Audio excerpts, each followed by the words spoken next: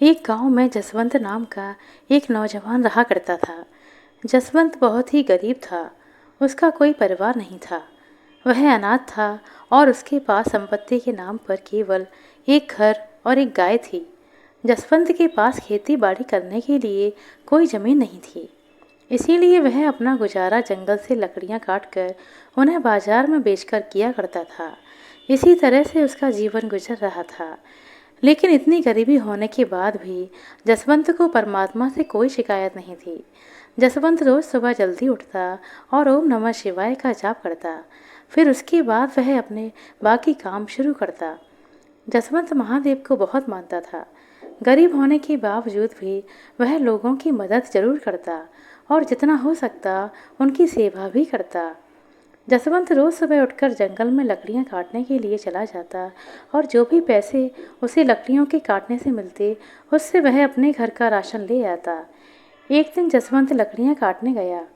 उस दिन उसका काम जल्दी खत्म हो गया। वो लकड़ियों को बेचने के लिए बाजार की तरफ चल दिया, लेकिन उस दिन गर्मी बहुत ज़्यादा थी। इसीलिए जसवंत का गला प्यास के कारण सूखा जा रहा था। उसने आसपास देखा, लेकिन उसे कोई नदी या तालाब नहीं दिखाई दिया जहाँ जाकर वह अपनी प्यास बुझा सके। थोड़ी दूर चलने के बाद जसवंत को एक झोंपड़ी नजर आई। वह उस झोंपड़ी को देखकर बहुत हैरान हुआ। वह सोचने लगा, इतने भयानक और घने जंगल में यह झोंपड़ी किसकी है। फिर जसवंत ने सोचा कि शायद मुझे यहाँ से पीने के लिए पानी मिल जाए। यह सोचकर जसवंत झोंपड़ी के पास गया। झोंपड़ी के पास पहुंचकर जसवंत ने आवाज़ लगाई। जसवंत की आवाज़ सुनकर एक लड़की झोंपड़ी से बाहर आई। उसने पूछा, कौन हो आप और मुझे आवाज़ क्यों दे रहे हो। जसवंत ने उससे कहा, मैं एक लकड़हारा हूँ और इस जंगल से लकड़ियाँ काट कर जा रहा था, लेकिन मुझे बहुत तेज़ प्यास लगी है। मुझे आपकी झोंपड़ी नज़र आई और मैंने सोचा शायद मुझे पीने को पानी मिल जाए। लड़की ने उससे कहा, आप रुको, मैं आपके लिए पानी लेकर आती हूँ। ऐसा बोलकर वह लड़की अंदर गई और जसवंत के लिए पानी लेकर बाहर आई। जसवंत ने पानी पिया और उसकी प्यास बुझ गई। फिर लड़की से पूछा, आप कौन हो और इस घने जंगल में अकेले क्यों रहती हो। लड़की ने कहा, मेरा नाम कविता है।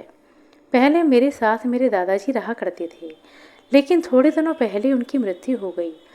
जसवंत ने उसकी बातें सुनकर कहा, तुम्हारे माता पिता कहाँ हैं। कविता ने कहा, जब मैं बहुत छोटी थी तभी मेरे माता पिता की मृत्यु हो गई। तब से मैं अपने दादाजी के साथ ही रहती थी, मगर अब वह भी मुझे छोड़कर इस दुनिया से चले गए। जसवंत ने उसकी बातें सुनकर कहा, तुम्हें इस जंगल में अकेले डर नहीं लगता। कविता ने कहा, नहीं, मुझे डर नहीं लगता। मुझे यहाँ रहने की आदत हो गई है। यहाँ रहते हुए मेरा आधा जीवन तो कट गया, बाकी बचा हुआ भी कट जाएगा। अब देखने लायक रह ही क्या गया है। माँ बाप बचपन में चले गए और दादाजी भी चले गए। जसवंत ने उसकी बातें सुनकर कहा, मेरा जीवन भी तुम्हारे जैसा है। मेरा भी इस दुनिया में कोई नहीं। मैं खुद गांव में अकेला रहता हूँ और लकड़ियाँ काट कर उन्हें बेचकर अपना गुजारा करता हूँ। कविता ने जसवंत की बातें सुनकर कहा, मेरे पास केवल मेरे दादाजी थे। दादाजी को हमेशा मेरी शादी की चिंता सताती रहती थी। वह हमेशा यही सोचते थे कि मेरे जाने के बाद तुम्हारा क्या होगा, जिसके कारण उन्होंने एक दो जगह मेरी शादी के लिए बात भी की, लेकिन मेरी एक आंख ना होने के कारण कोई भी मुझसे शादी करने को तैयार नहीं हुआ और इसी दुख के कारण दादाजी यह दुनिया छोड़कर चले गए। कविता की बातें सुनकर जसवंत के मन में एक ख्याल आया। उसने कविता से कहा, मैं तुमसे एक बात कहना चाहता हूँ, लेकिन वह बात कहते हुए मुझे बहुत डर लग रहा है। कविता ने उसकी बातें सुनकर कहा, ऐसी क्या बात है जो तुम इतना डर रहे हो। तुम जो भी कहना चाहते हो साफ साफ कहो। जसवंत ने हिम्मत करके कहा, क्या तुम मुझसे शादी करोगी। कविता ने एकदम चौंक कर पूछा, यह तुम क्या कह रहे हो। तब जसवंत ने कहा, तुम मुझे मना भी कर सकती हो। मैं सोच रहा था कि मेरा भी इस दुनिया में कोई नहीं है और तुम्हारा भी इस दुनिया में कोई नहीं। हम दोनों इस दुनिया में अकेले हैं। परमात्मा के सिवाय हम दोनों का कोई नहीं है। हम दोनों एक साथ मिलकर एक दूसरे के साथ रहकर सुख दुख बांट सकते हैं और एक दूसरे का सहारा बन सकते हैं। कविता ने उसकी बातें सुनकर कहा, लेकिन तुम मुझसे शादी क्यों करना चाहते हो। मेरी तो एक आंख भी नहीं और दूसरी आंख से भी मुझे कम दिखाई देता है। जसवंत ने कहा, मुझे कोई फ़र्क नहीं पड़ता, तुम सिर्फ इतना बताओ, क्या तुम मुझसे शादी करने के लिए तैयार हो? कविता ने थोड़ी देर सोचा और फिर शादी के लिए हाँ कर दी। उसके बाद जसवंत और कविता ने मंदिर में जाकर शादी कर ली। फिर उसके बाद जसवंत कविता को लेकर अपने घर वापस आ गया। घर पहुंचकर जसवंत ने कविता से कहा, देखो यह मेरा छोटा सा घर है और यहाँ तुम्हारा स्वागत करने वाला कोई नहीं है, लेकिन तुम यह बात सोचकर दुखी मत होना और आज से यह बात याद रखना कि तुम ही इस घर की मालकिन हो और तुम्हें ही सब कुछ देखना है। जसवंत की शादी की बात पूरे गांव में फैल जाती है। खबर सुनते ही गांव वाले जसवंत के घर आते हैं और उसको आवाज़ लगाते हैं। जसवंत ने उनकी आवाज़ सुनकर कविता से कहा, लगता है इनको भी हमारी शादी की खबर लग गई है और यह सब हमसे मिलने आए हैं। यह कहकर जसवंत बाहर आया। गांव वालों ने जसवंत से कहा, हम तो तुम्हें बहुत भोला भाला समझते थे, लेकिन तुम तो बहुत तेज निकले, अपनी शादी की खबर तक हमें नहीं होने दी। जसवंत ने उसकी बातें सुनकर कहा, अरे बाबा, यह सब इतना जल्दी हुआ कि बताने तक का समय नहीं मिला और आपको मैं क्यों नहीं बताऊंगा, आप सभी तो मेरे परिवार जैसे हैं।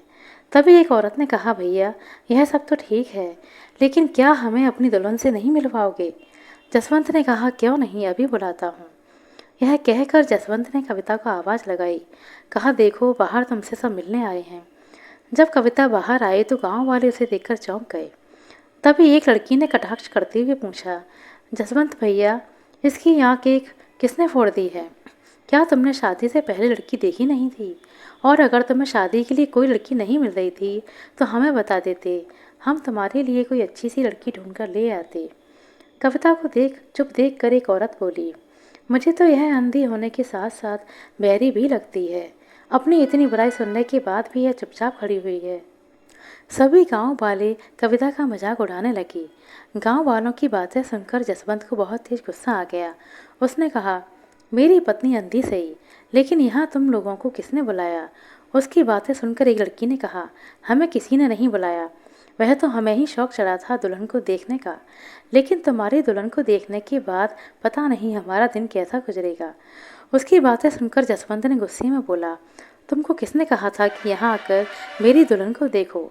तुम सभी यहाँ से चले जाओ, निकल जाओ मेरे घर से। सभी लोग जसवंत की दुल्हन का मजाक उड़ाते हुए वहाँ से चले गए। इतना होने के बाद भी कविता ने कुछ नहीं कहा। जसवंत उसका दर्द समझता था।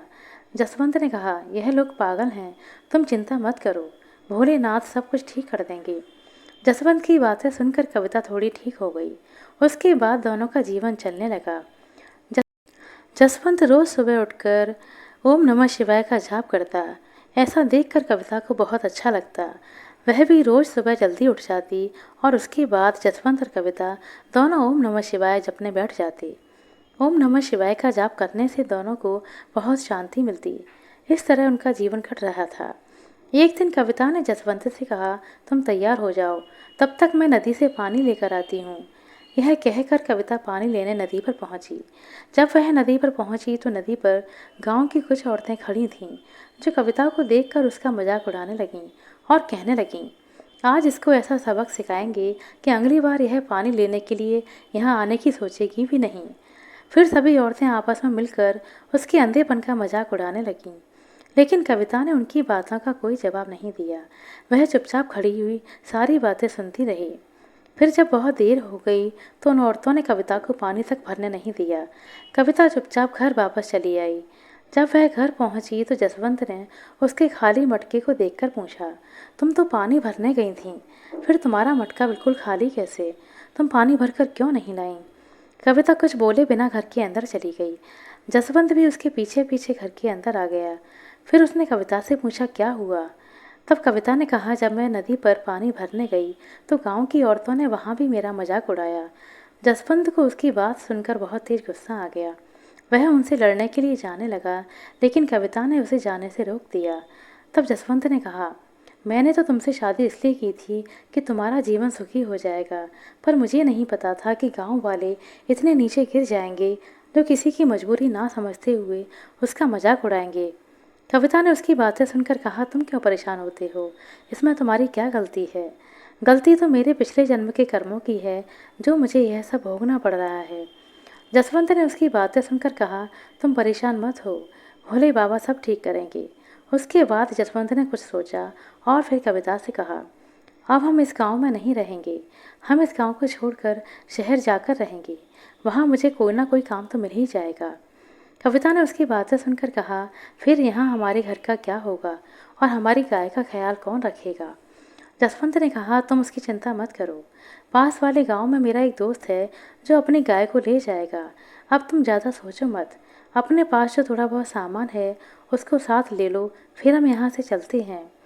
हम आज रात को यहाँ से चले जाएंगे। रात के समय जसवंत और कविता सिर पर पोटली रखकर गांव से बाहर जाने लगे। तभी अचानक से उन्हें सामने एक महात्मा जी बैठे नजर आए। महात्मा जी के चेहरे पर बहुत तेज था। जसवंत और कविता ने उन्हें देखकर उनके चरणों में माथा टेका और उनके सामने हाथ जोड़कर बैठ गए। जसवंत ने पूछा, गुरुजी आप कौन हैं और इस भयानक जंगल में क्या कर रहे हैं।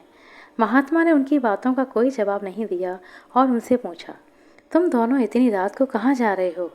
तब जसवंत ने महात्मा को सारी बात बताई। जसवंत की बातें सुनकर महात्मा ने कहा, तुम अपने भोले बाबा पर भरोसा रखो और एक दिन यहाँ मेरे पास रहो, महादेव सब ठीक कर देंगे। जसवंत और कविता ने कुछ देर सोचा और फिर दोनों वहाँ रुकने के लिए तैयार हो गए जहाँ पर महात्मा बैठे थे। उनके पीछे एक महात्मा जी की झोपड़ी थी। महात्मा ने उन दोनों को वहाँ सोने के लिए कहा। तब जसवंत और कविता ने पूछा, लेकिन महात्मा जी आप कहाँ सोएंगे। महात्मा जी ने जवाब दिया, तुम मेरी चिंता मत करो, तुम अंदर जाकर सो जाओ और सुबह नित्य करने के बाद मेरे पास आना। महात्मा का आदेश मानकर जसवंत और कविता अंदर सोने के लिए चले गए। सुबह 3 बजे जसवंत और कविता उठे और महादेव का नाम जपने लगे। अपना नित्य पूरा करने के बाद दोनों महात्मा के पास बाहर आए। महात्मा बैठे उनका इंतजार कर रहे थे। दोनों ने महात्मा को प्रणाम किया। महात्मा ने कविता से कहा, बेटा सामने जो नदी है तुम भोलेनाथ का नाम लेकर उसमें स्नान करके आओ। कविता महात्मा जी की बात मानकर नदी के पास चली गई और ओम नमः शिवाय जपती हुई नदी में उतर गई। जब उसने पानी में डुबकी लगाई और उसके बाद वह बाहर आई तो वह जोर जोर से जसवंत को आवाज़ देने लगी। जसवंत कविता की बातें सुनकर दौड़कर उसके पास पहुंचा। कविता ने खुशी खुशी जसवंत से कहा, देखो मेरी आंखों की रोशनी वापस आ गई है। जसवंत को उसकी बात पर विश्वास नहीं हुआ, लेकिन जब उसने ध्यान से देखा तो उसे विश्वास हो गया कि कविता बिल्कुल ठीक कह रही है। लेकिन इस चमत्कार के बारे में जसवंत और कविता को कुछ भी समझ में नहीं आया। यह बात जानने के लिए दोनों वहाँ महात्मा जी के पास पहुँचे। लेकिन जब दोनों वहाँ पहुँचे तो वहाँ पर ना तो महात्मा जी थे और ना ही वह झोपड़ी। दोनों यह देखकर चकरा गए, लेकिन दोनों नाम जपने वाले थे, इसीलिए वह समझ गए कि यह जो चमत्कार हुआ है वह सब महादेव का नाम जपने से हुआ है।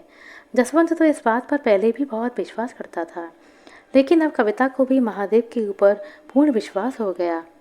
उसके बाद जसवंत और कविता दोनों शहर चले गए। महादेव की कृपा से जसवंत को काम भी मिल गया। जसवंत बहुत ही मेहनती और ईमानदार था, इसीलिए कुछ समय के अंदर ही उसकी गरीबी दूर हो गई। दोस्तों यह कहानी सिर्फ कहानी नहीं बल्कि हमें बहुत कुछ सिखाती है। यह कहानी हमें सिखाती है कि हमें परमात्मा के ऊपर हमेशा विश्वास रखना चाहिए और उसी के अनुसार चलना चाहिए। अगर हम ऐसा करेंगे तो महादेव हमारे घर में कभी कोई चीज़ की कमी नहीं रहने देंगे।